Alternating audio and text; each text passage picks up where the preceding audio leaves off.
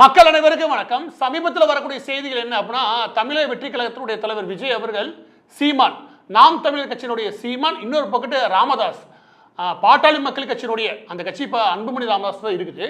ஆனால் அதனுடைய நிறுவனர் ராமதாஸ் அவர்களுடன் இந்த இருவரிடமே கூட்டணி பேச்சுவார்த்தை நடத்த சொல்லி தங்களுக்கு நெருக்கமான வட்டத்தில் ஆணையிட்டதாக தகவல். இதுதான் தற்போது வரக்கூடிய செய்தி. இப்போது நிலைமை விஜய் அவர்களுடைய எண்ணம் என்னன்னா, காங்கிரஸ் வராத நிலைமையில கூட்டணி கட்சிகளுடைய தேவை அவருக்கு இருக்கு. அந்த கூட்டணி கட்சிகள் அமைக்கிற பட்சத்தில் நம்ம மூன்றாவது அணியாக இங்கே நிற்க முடியும். எனவே அதிமுக, திமுக மூன்றாவது அணியாக விஜய் அவர்கள் தலைமையிலான ஒரு அணி இப்படி கட்டமைக்கிறது மூலமாக ஒரு 25% வரைக்கும் ஓட்டுகளை நம்மளால் செக்யூர் பண்ண முடியும். அதாவது நம்ம பக்கம் கொண்டு வர முடியும். இறுதியாக இருக்கக்கூடிய 15% ஓட்டுன்றது எலெக்ஷன் அன்னைக்கு முடிவாகக்கூடிய ஓட்டு. அதை விட்டுருங்க. தற்போதைய நிலைமையில் 30% குறையணும். நமக்கு 25% இருந்துச்சு வச்சுக்கோங்க. மீதம் இருக்கக்கூடிய 15% ஓட்டை நம்ம கடைசி ஒரு வாரங்களை, எலெக்ஷன் ஆகக்கூடிய கடைசி ஒரு வாரங்களை என்ன விதமான மேஜிக் பண்ணி, ஏன்னா இவரால் ஓரளவுக்கு இன்ஃப்ளூயன்ஸ் பண்ண முடியும் சொசைட்டியை. எனவே கடைசி நிமிஷத்தில் அழுத்தமும் இருக்கு இல்லையா, அதை கொடுத்து நம்மளால் கொண்டு வர முடியும். இப்படி தான் அவங்க கணக்கு போகுது. இது உண்மையிலே கனவா, இல்லாட்டி இது நடக்கிறதுக்கான வாய்ப்புகள் உண்டா? இதில் நாம் தமிழர் கட்சி விஜய் அவர்கள் இணைவது சாத்தியமா? இன்னொரு போது ராமதாஸ் அவர்கள் இணைவது சாத்தியமா? இவங்களாம் இணைஞ்சா என்ன விதமான ஸ்ட்ரென்த் கிடைக்கும், என்ன இம்பாக்டை கொடுக்க முடியும்? இதில் அன்கம்ஃபர்டபுளாக இவங்களுக்கு இருக்கக்கூடிய முரண் என்னவா இருக்கும்? இது தேர்தல் கூட்டணியாக சக்ஸஸ்ஃபுல்லாக நகருமா? மூன்றாவது கூட்டணியாக வெற்றி பெறக்கான வாய்ப்புகள் உண்டா? இதனால் ஏற்படுத்தக்கூடிய தாக்கம், இதுதான் இந்த வீடியோ நம்ம பார்க்க போகிறோம். கவனிச்சிங்கன்னா, நாம் தமிழர் கட்சி தீவிரமாக கடந்த ஒரு 6-7 மாதங்களாக கடுமையான விமர்சனம் பண்ணுறாங்க. அதுக்கு காரணம் அவருடைய தலைவர் சீமான் அவர்களுக்கு இவர் பண்ண துரோகம். அதை நான் துரோகம் தான் சொல்லுவேன். எனக்குலாம் 2 வருஷத்துக்கு மேலே பேச்சுவார்த்தைகள் நடத்தி ஒரு நம்பிக்கை கொடுத்து கொண்டு வந்து கடைசி கழுத்தறுத்து வர வேலை இல்லையா, அது கேட்டால் எனக்கு கேட்டால் துரோகம் தான் சொல்லுவேன். ஆனால் மீண்டும் பேச்சுவார்த்தைக்கு போகும்போது எப்படி இவங்களாம் இணக்கமாக போவாங்க? இந்த மாதிரி 1008 கேள்விகள் இருக்குது. அந்த கேள்விகளுக்கெல்லாம் அந்த கேள்விகளை விடையை தாண்டி ஒரு விஷயம் இருக்குது. அது என்ன அப்படின்னா, என்ன செஞ்சாவது இந்த தேர்தலில் வெற்றி பெறணும், பவரை கைப்பற்றி ஆகணும். அதிகாரத்தை கைப்பற்றுன்றது அவசியம். அதிகாரத்தை அடைவது உலகத்தில் மிக பவர்ஃபுல்லான ஒரு விஷயம். அப்படி பார்க்கும்போது எல்லா நாடுகளுமே இந்த டெக்னாலஜி, அதுக்கப்புறம் புது புது கண்டுபிடிப்புகள் இதில் அதிகப்படியான இன்வெஸ்ட்மெண்ட் பண்ணுறாங்க. அப்படி சமீபத்திய வரவாக நம்ம பார்க்கும்போது ஆர்டிஃபிஷியல் இன்டெலிஜென்ஸ் தான், ஏஐ தான். இந்த ஏஐ பல இடங்களில் பிஸ்னஸ் சொல்யூஷன்ஸ் கொடுக்குது. பல வகையான ப்ரொஃபஷனல்ஸ்க்கு இப்போ ஏஐ மிகப்பெரிய அளவில் ஹெல்ப்ஃபுல்லாக இருக்குது. அப்படியான ஆர்டிஃபிஷியல் இன்டெலிஜென்ஸ் இருக்கு, இதில் நம்மளே ஒரு பார்ட்டாக இணைச்சிக்க வேண்டியது அவசியம். அவ்வளோ ஒன்றும் தாமதமாகலை, ஆனால் இணைச்சிக்க வேண்டியது அவசியம். உங்களுக்கு சனி ஞாயிறு 2 நாட்கள் ஃப்ரீயாக ஒரு ஏஐ ட்ரைனிங் கோர்ஸ் ஒன்று இருக்குது.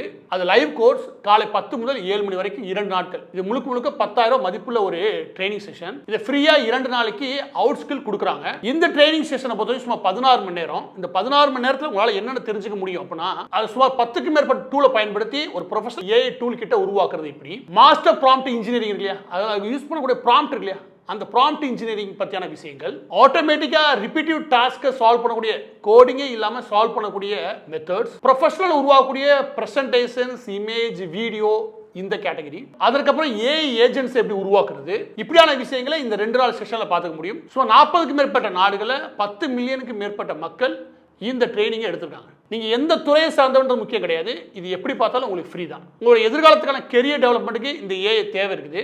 இந்த ட்ரைனிங் செஷனை பொறுத்த வரைக்கும் நீங்கள் தெரிஞ்சுக்கிறதுக்கு டிஸ்கிரிப்ஷன் லிங்க் இருக்குது.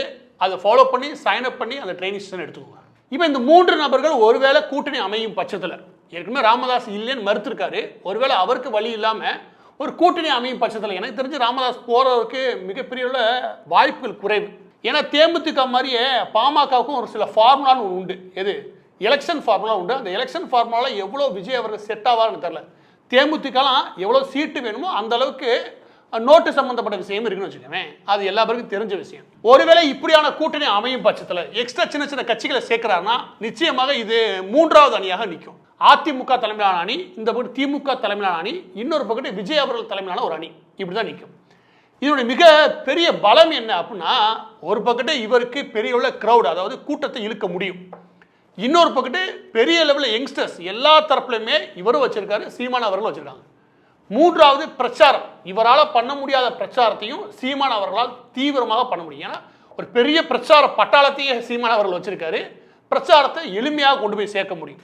4வது விஜய் அவர்களை பொறுத்த வரைக்கும் அர்பன், அதாவது நகர்ப்புறங்களை எளிமையாக இந்த எந்த கட்சிக்கும் போகாத ஓட்டுன்னு இருக்கு இல்லையா, அதை ஓரளவுக்கு தன் பக்கம் எடுக்க முடியும்.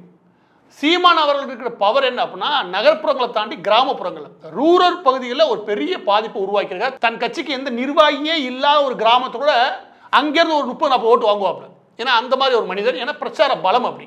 நான்காவது என்ன அப்படின்னா, இவங்களால துணிஞ்சு சொல்ல முடியும், ஊழல் இல்லாத, கரைபடையாத, புதிய மாற்றத்தை உருவாக்கக்கூடிய, நிஜமான மாற்றத்தை உருவாக்கக்கூடிய, இந்த திராவிட அரசியலுக்கு எதிரான, இவர் அண்ணா பேசுறாரு, ஆனால் திராவிட அரசியலுக்கு, 2 பேரும் திராவிட அரசியலுக்கு எதிராக இப்படி ஒரு மாற்றத்துக்கான விஷயங்கள் அதை அடிச்சு அரசியல்ல பேச முடியும். எனவே இந்த மாதிரி 1008 விஷயங்கள் இவங்ககிட்ட நல்ல விஷயம் இருக்கு. இந்த விதமான விஷயங்கள் இருக்குன்னா, இன்னொரு பக்கம் ராமதாஸ் அவர்கள்ட்ட முழுமையாக கட்சி இல்லைனாமே கூட ஓரளவுக்கு கட்டமைப்புகளை உருவாக்க முடியும். ஏன்னா பழுத்த அரசியல்வாதி, அதுவும் வட மாவட்டங்களில் வன்னியர் பெல்ட்டில் ஒரு பெரிய கட்டமைப்பை இவரால் எளிமையாக ஏற்படுத்த முடியும். அது கூடுதல் பலம் தான் வச்சுக்கோங்க. எப்படி பார்த்தாலுமே விஜய்க்கு ஒரு 12-13% ஓட்டு விழுதுன்னா, இங்கிட்டு நாம் தமிழருக்கு 8% ஓட்டு ஆல்ரெடி வச்சிருக்காங்க. அது எப்படி கூடி குறைஞ்சாலுமே கூட அது ஒரு 7 வச்சுக்கோங்க. இந்த போது ராமதாஸ் அவர்கள்ட்ட கட்சி இல்லைனாலுமே கூட ஒரு கட்டமைப்பை உருவாக்கி ஒரு 2-3% ஓட்டை கொண்டு வர முடியும். அதுக்கப்புறம் இவங்களால் தீவிரமான பிரச்சாரங்களை மேற்கொள்ள முடியும்னா, இந்த கூட்டணி இருக்குல்ல, எனக்கு 20-22% ஓட்டு வரைக்கும் கொண்டு போக முடியும். இழுத்து பிடிச்சாலும் 25 வரைக்கும் போக முடியும். ஆனால் இதில் சிக்கலும் இருக்கு. அது என்ன அப்படின்னா, கடந்த 6 மாதம் இல்லை 7 மாதங்களுக்கு மேலாக சீமான் அவர்களுடைய நாம் தமிழர் கட்சி அந்த முழுமையாக விஜய் அவர்களை தீவிரமாக எதிர்த்து நின்றுருக்காங்க. அது கொடூரமாக தாக்குதல், கொஞ்ச நஞ்ச தாக்குதல் கிடையாது, கொடூரமான தாக்குதல். எனவே இது கூட்டணிக்கு போனாலுமே கூட கீழ்மட்டத்து தொண்டர்கள் மத்தியில் எந்த அளவுக்கு ஒரு நேசமாக போக முடியும், இல்லாட்டி ஒரு தேர்தலாக 2 கட்சிகள் இணைஞ்சு பயணிக்க முடியுமா அப்படின்ற ஒரு பெரிய கேள்வியை உருவாக்கும். அது 2 தலைவர்கள் சொன்னாலே ஓரளவுக்கு எல்லாருமே கேட்பாங்க. ஏன்னா சீமான் அவர்கள் தான் ஒட்டுமொத்த அந்த கட்சியினுடைய பின்பம், அதில் எந்த மாற்று கருத்தும் கிடையாது. விஜய் அவர்கள் தான் இங்கே பின்பம். எனவே 2 பேரும் சொன்னால் ஓரளவுக்கு போக முடியும். ஆனால் எந்த அளவுக்கு இணக்கமாவாங்க நமக்கு தெரியல. ஆனால் அதுவே இது வரைக்கும் வச்ச விமர்சனங்கள் இல்லையா, அதுவே பெரிய அளவில் இவங்களுக்கு பேக் ஃபயர் ஆகும். 2வது மிக முக்கியமானது, திராவிடம் எதிர்க்கிறாரு, ஆனால் இவர் தீவிரம் எதிர்ப்பார். இவர் ஈவே ராமசாமி ஏற்றுக்கவே மாட்டார் பெரியார். இவர் அண்ணாவையும் ஏற்றுக்கிட்டாரு, பெரியாரையும் ஏற்றுக்கிட்டாரு, கொள்கை தலைவராக வச்சிருக்காரு. எனவே இந்த கொள்கை பிரச்சனை இல்லையா, கொள்கை முரண்பாடுன்றதை தெளிவுபடுத்தியிருக்காரு. எனக்கும் விஜய்க்கும் தீவிரமான கொள்கை முரண்பாடு, எனவே கூட்டணி தேவையில்லை அப்படின்னு சீமான் அவர்கள் வெளிப்படையாகவே சொல்லியிருக்காரு, தெளிவாக சொல்லியிருக்காரு. அந்த கொள்கை எதனால் வேறுபடுதுன்னு. இந்த கொள்கை வேறுபாடுகளை இது விமர்சனத்துக்கு உள்ளாகும். இந்த இதெல்லாம் பெரிய தேர்தல் அரசியலில், ஓட்டு அரசியலில் பெரிய இம்பாக்ட் உருவாக்காது. ஆனால் அவங்களுக்குள்ள வரக்கூடிய ஒரு முரண் இருக்கு இல்லையா, இது கொள்கை முரணாக வர ஆரம்பிக்கும். இன்னொரு பக்கம் சீமான் அவர்கள் ஜாதி ஒழிப்பு, ஜாதியை ஏற்றுக்கொள்ளாமை இப்படி இருக்காரு. ஆனால் ராமதாஸ் அவர்களை உள்ள கூட்டம்னு வச்சுக்கோங்க, வன்னியர் பெல்ட், இது வெளிப்படையான உண்மை. அந்த வெளிப்படையான விஷயத்தை சீமான் அவர்கள் எப்படி எதிர்கொள்ள போறான்னு தெரியல. அதில் ஒரு தர்ம சங்கடமான நிலைமைகள் இருக்கும். ஆனால் எல்லா கூட்டலுமே ஒரு தர்ம சங்கடமான இப்படி சிக்கல்கள் இருக்கு. அதனால தான் அதெல்லாம் வேற வேற கட்சி, இது எல்லாம் ஒரே ஒரு குறைந்தபட்ச கொள்கையின் அடிப்படையில் சேர்றாங்க. அந்த கொள்கையின் அடிப்படையில் சேர்றாங்கன்னா இவங்களால எவ்வளோ தொகுதிகளில் பாதிப்பு உருவாக்க முடியும் அப்படின்னா, எனக்கு தெரிஞ்ச 60க்கு மேலே 60 தொகுதிகளில் சாலிடாக பாதிப்பு உருவாக்க முடியும். இப்போ எனக்கு தெரிஞ்சு சுமார் 20-30 தொகுதிகளில் விஜய் ஒரு போட்டு பாதிப்பை உருவாக்குறாரு. கடலோர மாவட்டங்கள் மற்ற பகுதிகளில் சீமான் அவருடைய பாதிப்பு தீவிரமாக இருக்குது, அதுவும் ரூரல் பகுதிகளில். இதில் வட மாவட்டங்களில் ராமதாஸ் அவர்கள் இருக்காங்கன்னா 60 தொகுதிகள் நெருக்கி இவங்களால ஒரு பாதிப்புகளை உருவாக்க முடியும். இது வெற்றியாக மாற்றுறது இல்லையா, அது கடைசி 1 வாரங்களில் இவங்க எப்படியான பிரச்சாரங்களை மேற்கொள்கிறாங்க அப்படின்றத பொறுத்தது. முதல் இந்த கூட்டணி அமையும்ன்றது மிக முக்கியமானது. அதற்கடுத்து இவங்க குறைஞ்சபட்ச கொள்கைன்னு ஒன்று வெளியிடணும். அந்த குறைஞ்சபட்ச கொள்கையின் அடிப்படையில் இவங்களுடைய நிர்வாகிகளை அதோட இணக்கமாக செயல்பட வைக்கணும். இதில் கடைசியாக வரப்போகிற தலைவலி என்ன அப்படின்னா, யார் முதலமைச்சர், சீட்டு எவ்வளவு, இதுதான்.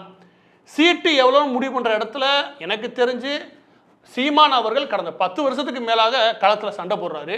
இந்த விஷயத்தை நம்ம வெளிப்படையாக ஒத்துக்கணும். யாராக இருந்தாலும் சீமான் அவர்களை பிடிக்குதோ பிடிக்கலையோ, ஆனால் தேசிய கட்சிகளுடன் கூட்டணி கிடையாது, திராவிட கட்சிகளுடன் கூட்டணி கிடையாது. இந்த நிலைப்பாடை முதல் நாள் அறிவிச்சாரு. இப்போ வரைக்கும் அப்படியே தான் இருக்காரு. எனக்கு கூட்டணிலாம் ஒத்து போறாதுங்க. அவர் வெற்றி தோல்வியை தாண்டி தன் கொள்கையில சரியா நிற்கிறார் இல்லையா, அதை உண்மையிலே பாராட்டணும். அதுதான் இந்த தேர்தலில் விஜய் அவர்களுக்கு சீமான் மூலம் கிடைக்கக்கூடிய மிக முக்கியமான பலன்.